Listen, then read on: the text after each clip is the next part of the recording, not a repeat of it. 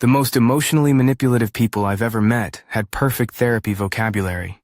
They could name every attachment style, cite every boundary, diagnose everyone around them, except themselves. We've created a generation that uses the language of healing as a weapon. Researcher Dr. Tara Well calls it concept creep.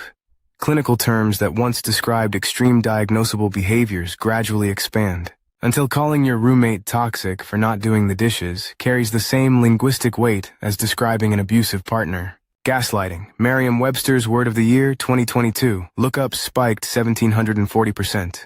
The real definition: a sustained, deliberate pattern of making someone question their own reality. Weeks, months, years of calculated manipulation. How people actually use it.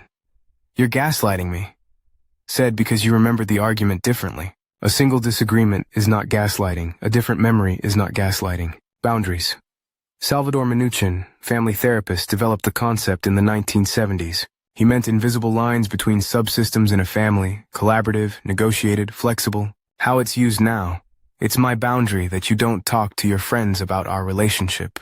That's not a boundary, that's a demand, dressed in therapy language. Trauma response gets the same treatment. "I only yelled because I was triggered. I ghosted you. It's my trauma response." Real trauma responses are involuntary. Flashbacks, hypervigilance, dissociation. Using the term to dodge accountability for choices you made consciously?